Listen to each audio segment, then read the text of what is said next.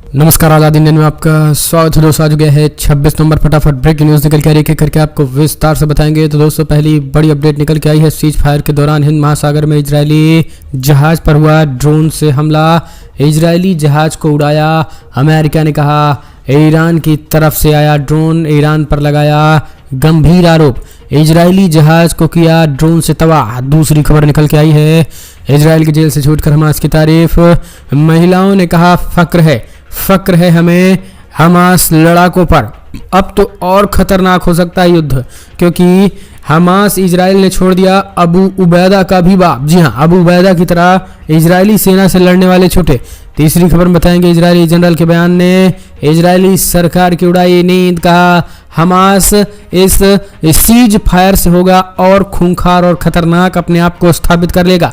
हमने किसी भी तरीके से हमास को कोई नुकसान नहीं पहुंचाया है। गाजा पट्टी में इजरायली सैनिकों को ही नुकसान हुआ है भारी भरकम। केवल निर्दोष लोगों को हवाई हमले में मारा गया है। इसके खुलासे से इजरायल में हड़कंप हुई। अगली खबर में बताएंगे, जहां गाजा पट्टी की युद्ध विराम के दूसरे दिन हमास 14 बंधकों को 42 कैदियों को रिहा कर रहा है। इजरायल बताएंगे आखिर 2 दिन बाद क्या कुछ है जंग। अगली खबर निकल के आई है। गाजा ही नहीं, दुनिया भर में हमास कमांडरों का पीछा करेंगे। युद्ध विराम के बीच इजरायली सेना ने दी नई चेतावनी। क्या है पूरा मामला, ये भी बताएंगे।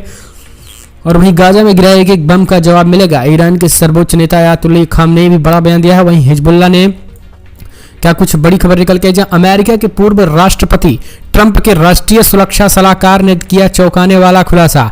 कहा यह पूरी तरीके से इजराइल के लिए है। इजराइल के मुंह पे करारा तमाचा। हमास की हुई है बड़ी जीत। जी हां, ये बड़ी खबर। इसको पूरी तरीके से बताया है त्रुटिपूर्ण, यानी सीज फायर को। अगली खबर बताएंगे। तुर्की के वकीलों ने इजराइल के युद्ध अपराधों के खिलाफ अंतर्राष्ट्रीय न्यायालय में मामला दायर कर दिया है। ये बड़ी खबर, जहां कल कई वकीलों ने अंतर्राष्ट्रीय मामले मिले गए हैं। तुर्की ने कर दिया ऐलान। तो वे करके बताएंगे और कितनी राहत की मदद पहुंच रही है और क्या कुछ ऐलान किया गया है। राजस्थान चुनाव में मतदान में कितने % मतदान हुए हैं और प्रयागराज में कैसे पैगंबर के अपमान पर रेत दिया गला, ये बताएंगे। लेकिन उससे पहले एक छोटा सा निवेदन, आपने चैनल को सब्सक्राइब नहीं किया, पल पल के अपडेट के लिए चैनल को सब्सक्राइब करना न भूलें दोस्तों। और अगर आप भी मानते हैं कि फिलहाल फिलिस्तीन को एक स्वतंत्र स्टेट घोषित करना चाहिए तो इस वीडियो को लाइक करके अपना समर्थन दर्ज करें। दरअसल पहली बड़ी खबर निकल के आई है। सीज फायर के दौरान हिंद महासागर में इजरायली जहाज को पूरी तरीके से किया तबाह। अमेरिकी अधिकारी ने कहा ईरानी ड्रोन ने पूरी तरीके से बरसाए हैं इजरायली विमान को, बनाया निशाना इजरायली जहाज को। इजरायल और हमास के बीच 4 दिवसीय युद्ध विराम समझौते के तहत बंधकों का आदान प्रदान जारी है। इसी बीच ईरान ने इजरायली जहाज को निशाना बनाया है। एक अमेरिकी रक्षा अधिकारी ने शनिवार को दावा किया है कि इजरायली रपत्ती के स्वामित्व वाले कंटेनर जहाज पर हिंद महासागर में हमला हुआ है। यह हमला एक संदिग्ध ड्रोन से किया गया है। जो ड्रोन ईरान की तरफ से आया है, ये बताया गया है। एसोसिएट्स प्रेस रिपोर्ट के अनुसार गाजा पट्टी में युद्ध विराम शुरू होने के कुछ घंटे पहले शुक्रवार सुबह हिंद महासागर में एक ईरानी ड्रोन द्वारा हमला किया गया था और यह खबर सबसे पहले लेबनानी अल मायादीन चैनल ने दी। रिपोर्ट्स के मुताबिक हमले के बाद जहाज पर आग लग गई और रिपोर्ट्स के मुताबिक जिस जहाज पर ईरानी ड्रोन से हमला हुआ है उसे CMM सीमी के नाम से जाना जाता है। रिपोर्ट्स के अनुसार इन हमलों में चालक दल का फिलहाल पूरी तरीके से तबाह हो गया है। रिपोर्ट दावा किया गया है कि जहाज को निशाना बनाने वाले ईरानी ड्रोन बम ले जाने वाला शहीद 136 ड्रोन था। यानी एक तरीके से शहीद 136 ड्रोन से हमला किया गया है, जिस पे अमेरिका का कहना है कि हमने इस पर बारीकी से नज़र बनाए हुए हैं। लेकिन हिंद महासागर में इजरायली ड्रोन को इजरायली जहाज को जिस तरीके से निशाना बनाया गया, एक बार फिर से हड़कंप मच गया है। एक और अपडेट निकल के आई। अल्लाह उन्हें इनाम देगा, फक्र है हमें हमास के लड़ाकों पर। इजरायल की जेल से छूटकर हमास की तारीफ कर रही महिलाएं और पुरुष। जी हां, दरअसल इजरायल और हमास के बीच युद्ध विराम समझौते के तहत इजरायल जेलों में रिहा हुए लगभग 3 दर्जन से ज़्यादा फलस्तीनियों को शुक्रवार वेस्ट बैंक पहुंचने पर जबरदस्त तरीके से स्वागत किया गया। रिहा किए गए कैदियों में कुछ छोटे अपराधों के लिए तो कुछ हमलों के लिए दोषी ठहराया गया। इन सभी कैदियों को यरूशलेम के बाहर एक जांच चौकी पर रिहा किया गया, जहां भारी संख्या में फलस्तीनी लोग एकत्रित हुए थे। इन लोगों ने नारे लगाए, तालियां बजाई और हाथ भी हिलाए।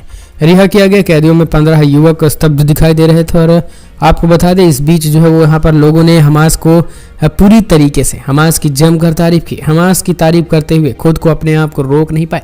इतना ही नहीं, कहा जा रहा है कि अब कुछ खतरनाक युवकों को भी छोड़ दिया गया जो कि इजरायली सेना से पहले भिड़े हुए थे, जिसमें जिब्रिल गसन जिब्रिल और अबयान लईद हम्मद हैं, जो रिहा किए गए हैं। इनकी गिरफ्तारी इजरायल के सैनिकों से लड़ते हुई थी, इसलिए इन्हें कप्स कहा गया है। कप्स यानी शेर का बच्चा भी कहा जाता है। हमास और फलस्तीन रेजिस्टेंट ने इनका विशेष स्वागत किया है, क्योंकि ये आने वाले समय में हमास को ज्वाइन कर सकते हैं और हमास की तरह लड़ सकते हैं। एक और अपडेट, इजरायली जनरल के बयान ने तेल अवीव की उड़ाई नींद, कहा खतरनाक सिचुएशन खड़ा कर दिया है, हमास पूरी तरीके से तहस नहस कर दिया है, इजरायली सेना को ही घुटने पर आना पड़ा है। जी हां, दरअसल दोस्तों बड़ी खबर निकल के आई है, जहां जवानियों के एक कमांडर ने बड़ा खुलासा किया है। जवानी की इस कमांडर ने कहा है कि फिलहाल हमास को पूरी तरीके से खत्म करते ही अपने हमलों को रोकेगा, जो इजरायल ये कहा था। अब इसमें अवैध आतंकी जैनी शासन के एक जनरल ने कहा है कि गज्जा पर इतनी ज्यादा बमबारी के बावजूद भी आज हमास न केवल अपनी जगह पर टिका है बाकी है, बल्कि वो पहले से और अधिक मजबूत हो गया है, स्थिर हो गया है।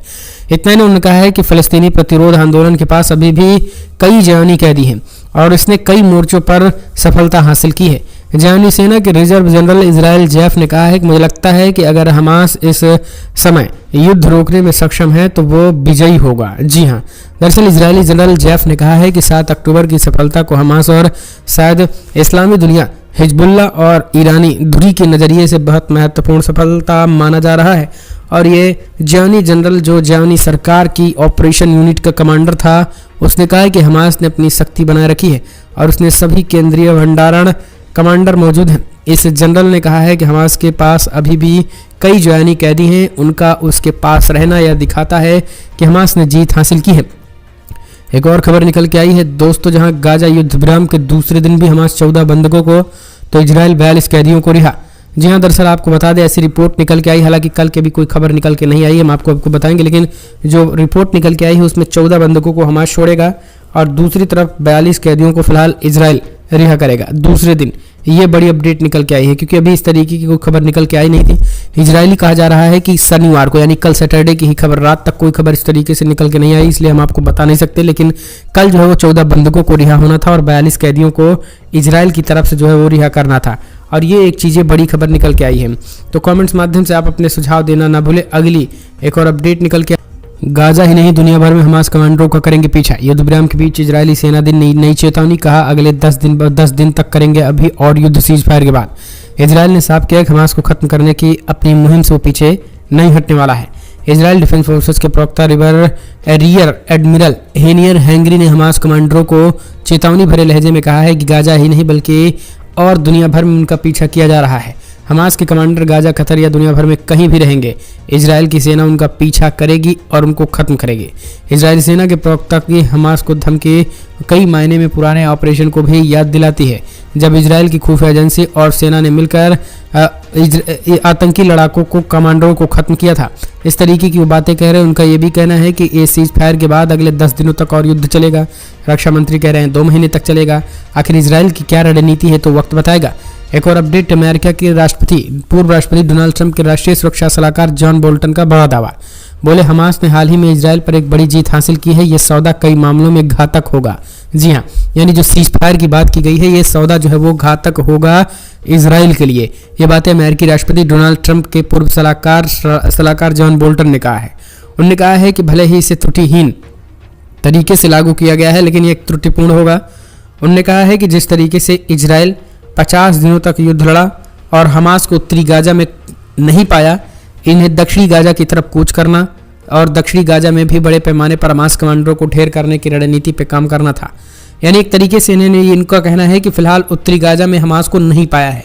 ये बात क्लियर हो रहा है कि इजराइल भले ही ग्राउंड ऑपरेशन चलाकर अपने सैनिकों को, बहुत बड़े पैमाने पर सैनिकों को मारा हो या फिर 2-4-10 सुरंगों को भी पा लिया हो, लेकिन सच्चाई ये है कि पूरी उत्तरी गाजा जो है वो सुरंगों से भरी पड़ी है। और यही कारण है कि इजरायली कन्फ्यूजन और बड़े पैमाने पर इजरायली टैंकों की तबाही की वजह। अगली एक और अपडेट, गाजा में गिराए गए एक बम का जवाब मिलेगा। ईरान के सर्वोच्च नेता अयातुल्लाह अली खामनेई ने इजरायल को दी सीधी धमकी। ईरान के supreme leader Ayatollah Ali Khamenei ने इजरायल को गाजा में हमलों का बदला लेने की धमकी दी। खुमैनी ने कहा है कि इजरायल को अगर लगता है कि वो गाजा में मौत बरसाकर बच जाएंगे तो ऐसा नहीं होने वाला है। इजरायल के उल्टे दिन शुरू हो चुके हैं। इजरायल के एक बम का हिसाब होगा, वो बमबारी करके अपनी ही जिंदगी को कम कर रहे हैं। अयातुल्लाह खामनेई ने इजरायल के लिए धमकी ऐसे समय आई है जब दोनों पक्षों ने गाजा में युद्ध विराम के लिए समझौता किया हुआ है।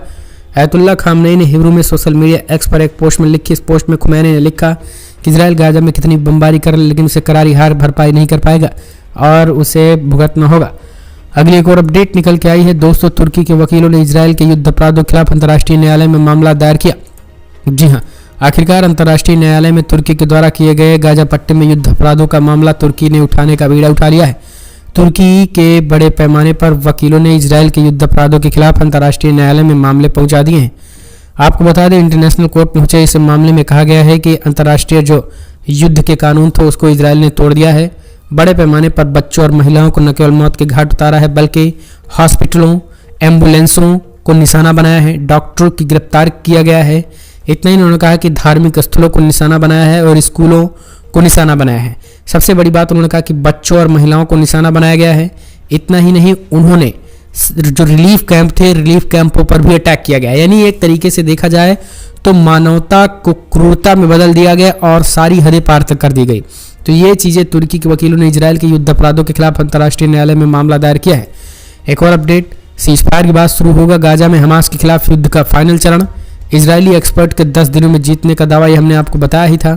एक और अपडेट निकल के आई है, मिडिल ईस्ट देशों के आसमान से गायब हो रहे विमानों के जीपीएस सिग्नल, भारत सरकार ने जारी की एडवाइजरी। बाकी मिडिल ईस्ट में फर्जी जीपीएस सिग्नल भेजकर विमानों को भटकाए जाने की शिकायतें मिल रही हैं। ये सिग्नल जमीन से मिल रहे हैं और इसे लेकर भारत सरकार की नागरिक उड्डयन महानिदेशालय डीजीसीए ने सभी भारतीय एयरलाइंस को एडवाइजरी जारी की है। डीजीसीए ने चिंता व्यक्त करते हुए कहा है कि ग्लोबल नेविगेशन सैटेलाइट सिस्टम में स्पूफिंग की घटनाओं के कारण विमानन उद्योग अनिश्चितताओं से जूझ रहा है। ये विमान के नेविगेशन सिस्टम में घुसपैठ करके जीपीएस सिग्नलों को ओवरराइट करने और विमानों को भटकाने के लिए काफ़ी है। यानी एक तरीके से इसे या तो इजराइल कर रहा है या तो इसे ईरान कर रहा है। मिडिल ईस्ट के देशों में इस तरीके की, यानी एक तरीके से डबल सिग्नल दिया जा रहा है। जो जीपीएस सिग्नल निकलता है उसको हटा करके दूसरा एक फर्जी सिग्नल दिया जा रहा है। अब ये सिग्नल जिस तरफ जाएगा विमान उसी तरफ उड़ता चला जाएगा और उसके बाद हो सकता है कोई बड़ा हादसा। यानी एक तरीके से विमानों को गिराने की ये भी एक रणनीति चल रही है। एक और अपडेट निकल के आई है दोस्तों, अगली खबर, जहां युद्ध तो पिछले साल ही खत्म हो चुका होता, यूक्रेनी सांसद का विस्फोटक बयान, अमेरिका को बताया फसाद की वजह। दरअसल दोस्तों आपको पता होगा, इजराइल और फलस्तीन का जो जंग हुआ उसमें इजराइल अगर अमेरिका न आया होता तो 50 दिन तक भी ये जंग ना चलती। ये बात क्लियर थी, आप सब भी जानते हैं। हथियार भी खत्म होते और इनका मनोबल भी डाउन, और अमेरिका ने अपने हथियार बेचने के लिए इस तरीके से इजराइल की मदद की ताकि हमास युद्ध हुआ। और यही हालात यूक्रेन और रशिया युद्ध में भी हुआ। लेकिन अब यूक्रेन के सांसदों ने इस बात को खुलासा किया है कि अमेरिका जानबूझकर अपने हथियारों को बेचने के लिए यूक्रेन को रशिया से लड़ा रहा है और यही कारण है कि इतने लंबे समय तक युद्ध चला, वरना अभी तक कब का ये युद्ध खत्म हो गया होता। तो इस तरीके से आप समझिए ये अमेरिका की एक बड़ी और गहरी और सोची समझी चाल है और वही यार इजराइल के साथ कर रहा है। और इजराइल भी कुछ दिनों बाद सर पे हाथ रख कर रोने वाला है। एक और अपडेट, राजस्थान में मतदान समाप्त, बम्पर वोटिंग के संकेत, फतेहपुर सिखावटी कुछ जगहों पर हुई हिंसा। जी हां, दरअसल दोस्तों राजस्थान विधानसभा चुनाव 2023 के लिए प्रदेश की कुल 200 में से 199 विधानसभा सीटों पर वोट डाले गए। मतदान के लिए सुरक्षा के कड़े इंतजाम किए गए। हालांकि इस दौरान 2 जगहों पर छिटपुट हिंसा की घटनाएं भी देखने को मिली। इसी बीच राजस्थान सरकार के राजस्व मंत्री रामलाल जाट पर जानलेवा हमला होने की खबर निकल के आई। धौलपुर जिले में भी फायरिंग से हड़कंप मच गया। राजनीतिक गलियारों में राज्य के इस चुनाव को राज और रिवाज बदलने की लड़ाई के रूप में भी देखा गया। श्री गंगानगर जिले के करणपुर विधानसभा क्षेत्र में कांग्रेस प्रत्याशी एवं विधायक गुरमीत सिंह कुन्नर के निधन के कारण करणपुर सीट पर भी चुनाव स्थगित हो गए। 199 सीटों पर हो रहे चुनाव में करीब 150 सीटें पर 70 वोट कांग्रेस और बीजेपी के बीच सीधा मुकाबला होने के आसार रहा। राज्य में 200 में से 199 सीट पर मतदान हुआ, जहां 5.5 करोड़ से अधिक मतदाता वोट डाल सकेंगे। इस चुनाव में मुख्यमंत्री अशोक गहलोत जोधपुर की सरदारपुरा सीट से, पूर्व मुख्यमंत्री वसुंधरा राजे झालावाड़ जिले की झालरापाटन विधानसभा के अध्यक्ष डॉक्टर सीपी जोशी भी मौजूद रहे। एक और अपडेट निकल के आई है, आपको बता दें, पैसों के बदले सवाल मामले में बढ़ी महुआ मोइत्रा की मुश्किलें। जी हां, दरअसल दोस्तों आपको बता दें, महुआ मोइत्रा फिलहाल एक बार फिर सीबीआई की रडार में है। विवाद में सीबीआई ने लोकपाल के निर्देशक पर तृणमूल कांग्रेस के खिलाफ जांच शुरू कर दी है। दरअसल पैसे के बदले मामले में तृणमूल कांग्रेस सांसद महुआ मोइत्रा की मुश्किलें बढ़ गई। उन पर आरोपों की जांच अब सीबीआई करेगी और एजेंसी अपनी जांच के नतीजों के आधार पर तय करेगी कि सांसद के खिलाफ आपराधिक मामला दर्ज किया जाए या फिर नहीं। और आपको बता दें, ये शुरुआती जांच के तहत सीबीआई किसी आरोपी की गिरफ्तार नहीं कर सकती है, तलाशी नहीं ले सकती है, लेकिन वो जानकारी मांग सकती है और अपनी जांच के तहत सीबीआई तृणमूल सांसद से पूछताछ भी कर सकती है। तो ये एक बड़ी खबर। अगली एक और अपडेट निकल के आई। इजराइल को चोट पहुंचाने का मेरा कोई इरादा नहीं था, यहूदी विरोधी पोस्ट पर संजय रावत की अब नई सफाई। अपने यहूदी विरोधी पोस्ट पर इजरायल दूतावास के एक पत्र का जवाब देते हुए शिवसेना सांसद संजय रावत ने शनिवार को कहा है, उन्होंने ये पोस्ट बहुत पहले शेयर की थी और कहा कि इजरायल को चोट पहुंचाने का इरादा नहीं था। भारतीय विदेश मंत्रालय को इजरायली दूतावास का पत्र सोशल मीडिया प्लेटफॉर्म मैक्स पर रावत की पोस्ट पर मचे हंगामे के ठीक बाद आया है। अपनी पोस्ट में रावत ने कथित तौर पर यहूदी नरसंहार को उचित ठहराया था। शनिवार को ANI से बातचीत करते हुए रावत ने कहा है कि एक्स पर उस पोस्ट को साझा किया गया हुए काफ़ी समय हो गया था, मैंने तब से वो पोस्ट हटा दिया है। मैंने अपनी पोस्ट में हिटलर का संदर्भ दिया था। तो इस तरीके से चीज़ें उन्होंने कही हैं। एक और अपडेट, सिल्कवारा टनल से मजदूरों को निकलने में लग सकता है 1 महीना, विदेशी एक्सपर्ट ने जल्दबाजी को लेकर चेताया। दरअसल उत्तरकाशी के सिलियाना टनल में फंसे 41 मजदूर कब तक बाहर निकलेंगे, ये सवाल देश भर के लोगों के मन में है। अंदर फंसे मजदूरों की सुरक्षा को लेकर लोग प्रार्थना कर रहे हैं। रेस्क्यू ऑपरेशन जोर शोर से जारी और इसी बीच अभियान पर पीएमओ की नज़र भी है। बीते 14 दिनों में रोज गुड न्यूज की आस लगाई जा रही है। ऐसे में टनल की खुदाई करने वाले एक विदेशी एक्सपर्ट ने चिंताजनक बयान दिया है। उन्होंने कहा है कि क्रिसमस यानी 25 दिसंबर तक सभी मजदूर अपने घर पर होंगे। यानी एक तरीके से 25 दिसंबर तक उन्होंने ये बातें कही हैं। अंतर्राष्ट्रीय टनलिंग विशेषज्ञ अनफोल्ड डिक्स ने शनिवार को कहा है कि सभी मजदूर क्रिसमस पर अपने घर पर होंगे। इस पर उन्होंने रिपोर्ट में पूछा गया है, रिपोर्टर ने पूछा कि आज 25 नवंबर है, इसका मतलब मजदूरों को बाहर आने में 1 महीना लग जाएगा। अर्नोल्ड डिक्स ने कहा है कि सभी 41 लोगों को टनल से बाहर निकालने में आज से 1 महीने के बीच तक कुछ और समय लगेगा। 1 महीने के अंदर मजदूर घर पर सुरक्षित होंगे। यानी एक तरीके से 1 महीने की बातें जो है वो कही गई हैं। अगली एक और अपडेट निकल के आई है। यूपी विधानसभा 28 नवंबर से शुरू होगा शीतकालीन सत्र। इस बार सदन में मोबाइल नहीं ले जा सकेंगे नेता। यूपी विधानसभा का शीतकालीन सत्र आगामी 28 नवंबर से शुरू होने वाला और 66 साल बाद योगी सरकार में विधानसभा सत्र नए नियमों के साथ शुरू होगा। पिछले सत्र में ही बदलावों की अनुमति मिलने के बाद अब इस सत्र में इसे लागू कर दिया गया और इसके अंतर्गत अब नेताओं को सदन में मोबाइल फोन ले जाने की अनुमति नहीं होगी। इसके अलावा सत्र के दौरान इस संसद में झंडा और बैनर लेकर जाने पर भी प्रतिबंध होगा। एक और अपडेट निकल के आए। प्रयागराज में इस्लाम के अपमान पर बीटेक स्टूडेंट ने काटी बस कंडक्टर की गर्दन। दरअसल ये उत्तर प्रदेश के प्रयागराज में एक सनसनीखेज मामला सामने आया। कल चलती बस में एक बस कंडक्टर पर चॉपर से हमला कर दिया गया और उस बस से उतरकर फरार हो गया। हालांकि इस पूरे मामले में देश भर में हिंदू मुसलमान का रूप तेजी के साथ दिया जा रहा है। हालांकि आरोपी मुस्लिम जरूर है, लेकिन आपको बता दें आरोपी ने अल्लाह अकबर के नारे लगाए। हालांकि उसने कहा है कि मोहम्मद पैगंबर साहब के अपमान के बाद ऐसा किया गया है, जबकि अब इसे हिंदू और मुसलमान का रूप देकर देश में सांप्रदायिकता फैलाने की कोशिश की जा रही है। अगली एक और अपडेट निकल के आई है। बिग ब्रेकिंग न्यूज आपको बता दें, सीज फायर के बाद फिर शुरू होगा गाजा में हमास के खिलाफ युद्ध का फाइनल चरण। इजरायली एक्सपर्ट का दावा 10 दिनों में जीत लेंगे गाजा पट्टी को, हमास के लड़ाकों को करेंगे खात्मा। गाजा शहर में 1.5 महीने से ज़्यादा समय से चली जंग को फिलहाल सीज फायर किया गया। साथ ही इजराइल की ओर से अब यह कहा गया है कि हमास को खत्म करने के लिए वो अपना अभियान जारी रखेगा। ऐसे में सवाल यह है कि क्या गाजा शहर में युद्ध विराम सिर्फ कुछ ही दिनों का है या फिर इसे हमास लंबा खींच सकता है। साथ ही ये भी प्रश्न है कि कुछ दिन के विराम के बाद क्या फिर से युद्ध शुरू हो जाएगा, अब फिर कब तक चलेगा और आखिर इसका अंत कब तक होगा। इस पर रक्षा विशेषज्ञों का मानना है कि इजराइल का सैन्य अभियान अब अपने अंतिम चरण में है।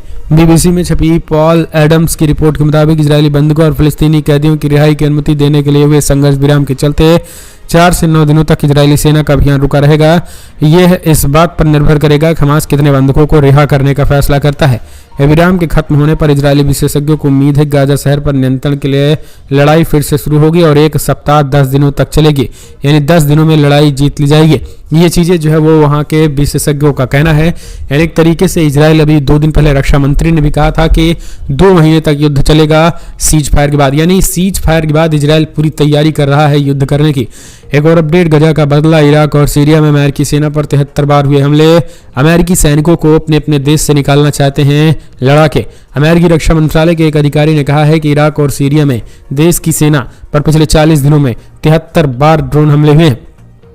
फॉक्स न्यूज की रिपोर्ट के मुताबिक अमेरिकी रक्षा विभाग के एक अधिकारी ने फॉक्स न्यूज को बताया है कि फिलहाल 17 अक्टूबर से अब तक ईरान और सीरिया में अमेरिकी सेना पर कई हमले हुए और इस हमले में तबाही मची हुई है। इस हमले में अब तक 73 बार हमले हो चुके हैं। पेंटागन के अधिकारी ने नाम न छापने की शर्त पर कहा है कि 3 हमले कल ही हुए। इससे पहले अमेरिकी रक्षा विभाग के उप प्रवक्ता सबरीना सिंह ने कहा है कि इराक और सीरिया में अमेरिकी सैन्य ठिकानों पर 66 हमले के ताज़ा आंकड़े पेश किए गए हैं। तो 73 बार हमले किए गए हैं और इस हमले में सीधे तौर पर इराक और सीरिया में हुए हैं। दरअसल इराक और सीरिया में लगातार अमेरिकी सैनिकों को देश से निकालने की बातें होने लगी है। कहा जा रहा है कि अमेरिका और सीरिया को फिलहाल देश से तत्काल अपने सैनिकों को निकाला जाना चाहिए। एक और अपडेट मीडिया द्वारा लिया गया ड्रोन फुटेज। गाजा में इजराइल ने 49 दिनों में की बमबारी। इस बमबारी में पूरे गाजा शहर में जितने आवास उसका आधा तबाह हो गया। दरअसल बड़ी खबर निकल के आई है, इजराइल ने बमबारी करके होटल 278 बिल्डिंगों को तबाह कर दिया है। लोग बिना घर के यहाँ शरण शिविर लिए हैं। गाजा में ठंड भी शुरू हो चुकी है और आधे से अधिक गाजा के लोग बिना घर के जिंदगी में रह रहे हैं। आपको बता दें, इस ठंड में फिलहाल कल खबर निकल के आई कि सीज फायर में बड़े पैमाने पर लोग गाजा में अपने पुराने घर में वापस लौट रहे हैं। उनको मरम्मत करा एक बार फिर से वहां रहने की तैयारी करेंगे। दरअसल आपको बता दें, पूरे गाजा को खंडर बना चुके लगभग 2,38,000 बिल्डिंगों को पूरी तरीके से उन्होंने तबाह कर दिया है।